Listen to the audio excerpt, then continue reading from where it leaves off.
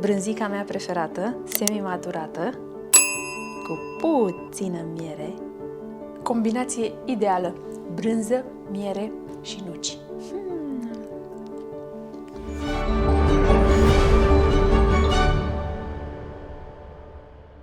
Vă salut cu mare drag și sunt tare bucuroasă că sunteți din nou cu mine în bucătărie. Eu sunt Tabi și astăzi vom pregăti un platou cu brânzeturi pentru ocazii speciale, care, zic eu, arată spectaculos. Dacă ești unul dintre cei care au descoperit acum acest canal și vei urmări rețeta până la capăt, nu uita să apeși butonul de abonare. Mă vei găsi mult mai ușor data viitoare. Acum, apasă butonul de like ca să nu uiți, iar dacă până la sfârșit nu te-am convins, ți-l poți lua înapoi. Mulțumesc! Când vine vorba de mesele de sărbătoare, suntem obișnuiți să pregătim foarte multe feluri cu mâncăruri complicate. Mama mea era prinsă de o anume frenezie când venea vorba de mesele de sărbătoare, unde ne întâlneam cu toții și recunosc că și eu am cam aceleași obiceiuri. De ceva vreme încoace, am încercat să mai simplific meniul, iar unul din lucrurile pe care le-am introdus este un platou cu brânzeturi care arată spectaculos și cu care este imposibil să nu-mi impresionez musafirii. Haideți să vedeți cum aranjez eu un platou cu brânzeturi cu texturi, gusturi și arome diferite pentru o masă specială. Pentru acest platou am folosit mini mozzarella, brânză cu mucegai alb, gorgonzola, brânză semimaturată spaniolă de capră, oaie și vacă, brânză cheddar, brânză trapist și brânză cu trufe.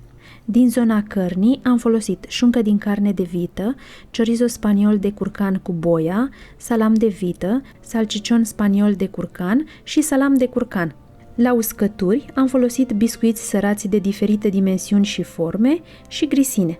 În categoria fructelor și nucilor am folosit nuci, migdale, caise uscate, struguri albi și negri, portocală, kiwi, căpșuni, afine, smeură și smochine. Și am încheiat cu roșii uscate, castraveți murați, măsline verzi, miere și gem de smeură, caise și smochine.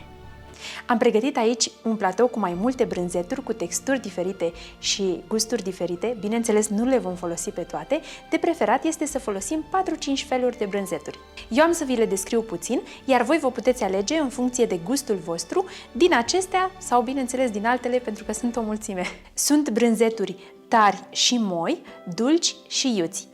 Sincer, eu le prefer pe acelea mai dulci, însă soțul meu le preferă pe acelea iuți. Așa că vom face o combinație faină. Am să vă arăt o brânză foarte cunoscută, mozzarella, mini mozzarella.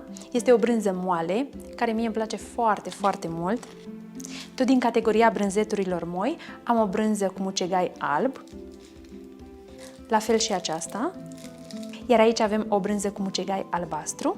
Tot brânză moale, gorgonzola dulce, este și iute, voi vă alegeți de care vreți.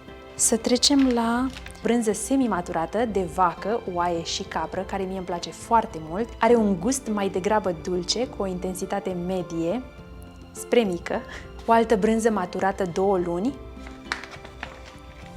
alta maturată 4 luni și așa arată în interior. Mie îmi plac foarte mult cele semi-maturate, nu foarte maturate. De exemplu, aceasta este o brânză maturată 12 luni, este o brânză fermentată de oaie. Asta e preferata lui Cosmin. Așa, ce mai avem aici? Ia să vedem.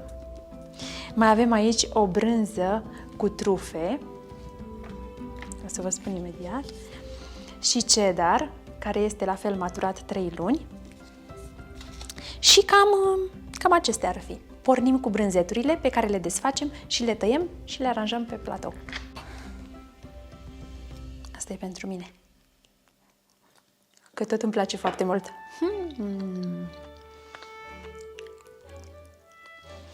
Are un gust ușor dulceag. Excelent! Hai să se vadă și cum tăiem în feliuțe, frumos. Le-am tăiat sub formă de triunghiuri pe care le așezăm una într-o direcție, una în cealaltă direcție. Așa trebuie să arate. Și le așezăm frumos pe platou. Începem aranjarea platoului cu brânzeturi, după care urmează carnea, uscăturile și fructele. Aceasta este o brânză tare și puțin iute.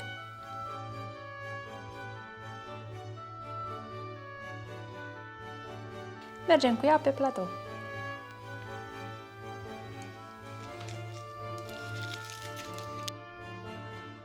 Preferatele tale, brânzeturile cu mucegai.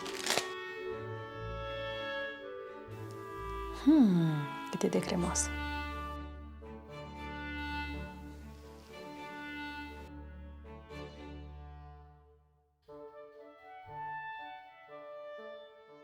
Asta este iarăși preferata mea.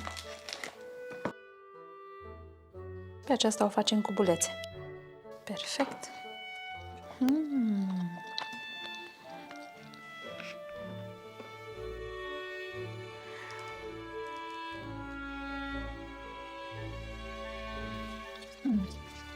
Asta are un gust fain de nuci.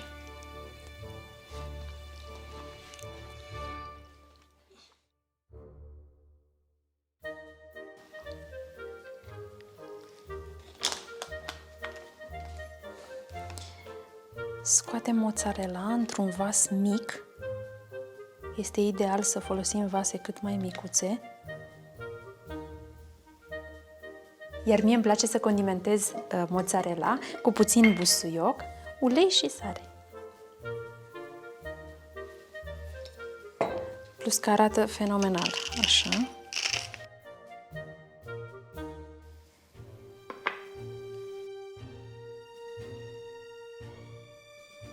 Continuăm cu carnea. Avem aici șuncă din carne de vită, pe care o așezăm așa frumos și le strângem într-un buchețel.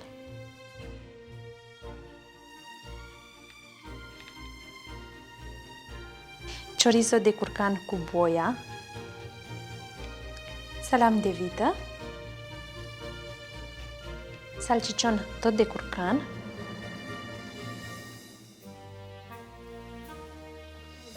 și salam de curcan, pe care tot așa îl împachetăm frumos.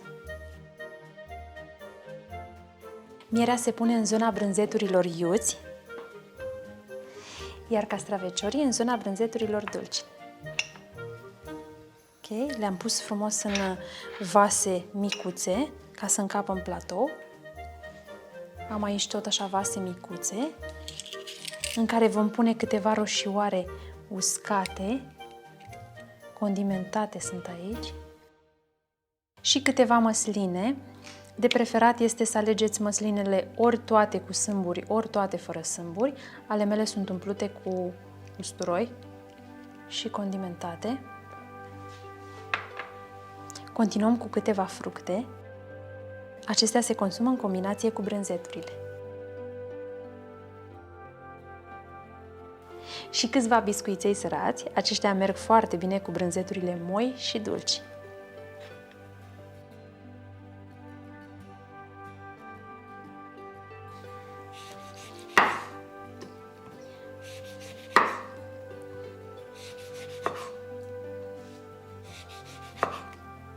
Tăiem și câteva felii de portocală, pe care le tăiem în triunghiuri.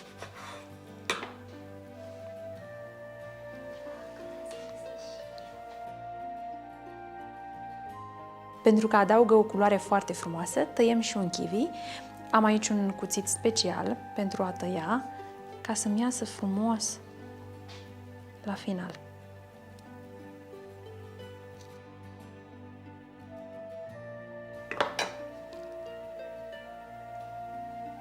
Super a ieșit.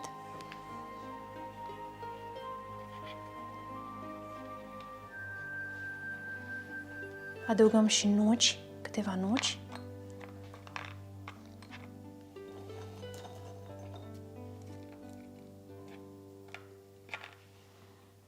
Și mai am ceva. Bineînțeles, ceva foarte bun.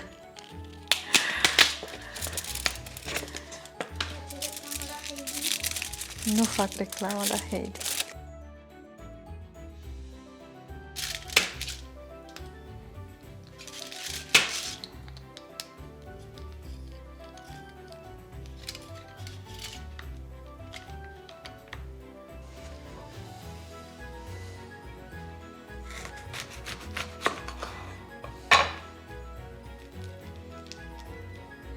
Vreau să aleg 2-3 bobițe de rodie pentru aici, așa frumos, pentru decor.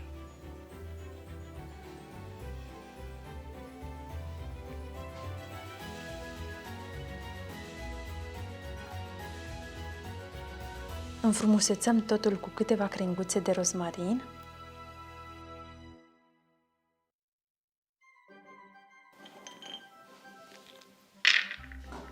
Să nu rămână vreun loc gol. Exact.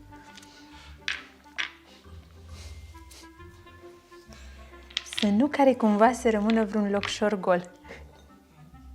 Iar la final, bineînțeles, acestea se servesc cu ceva dulce. Am primit recent de la sora mea o selecție de mini gemuri special pentru brânzeturi. Cu piersică, cu pară și roșie și cu smochine. Hai să desfacem pe ăsta cu smochine.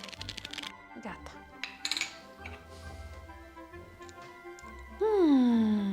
Genial! Hai să-l și gust pe o bucățică de brânză.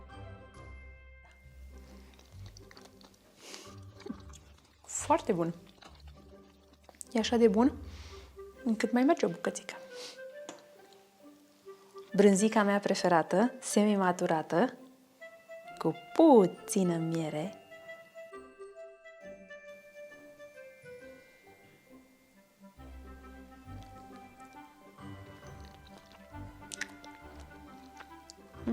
Combinație ideală. Brânză, miere și nuci. Și o smeurică. Bun tare! Totul este bun. Ia mie ce bine arată. Sper că v-am făcut suficientă poftă încât să încercați și voi. Ca să aveți o idee, platoul meu are diametrul de 38 de centimetri. Puteți alege tăvi și platouri de diferite dimensiuni.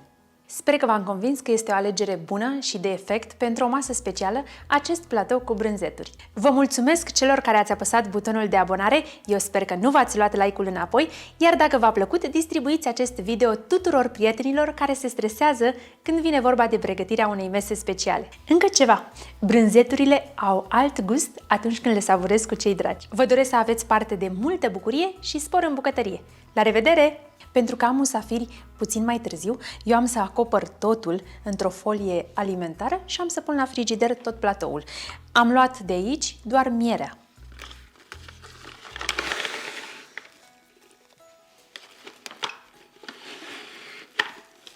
La fel puteți face și voi, îl puteți pregăti dinainte, iar atunci când vă vin musafirii, îl scoateți cu 30 de minute înainte și va fi numai bun de servit. Pentru ca brânzeturile să aibă timp să vină la temperatura camerei, este foarte important lucrul acesta.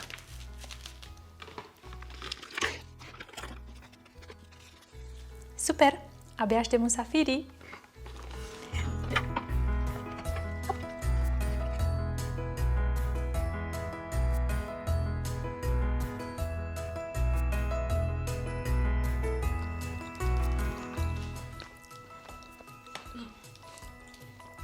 Fugi, mă, Tami. Hai, mă, mami, că eu filmez, mă, mami.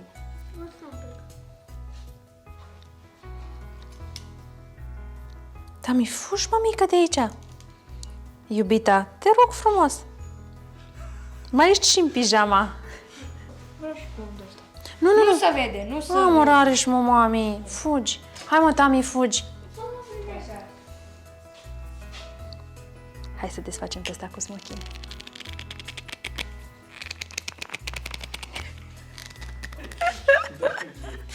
Mami, cu ce merge mozzarella? Să știu și eu cu ce mănânc.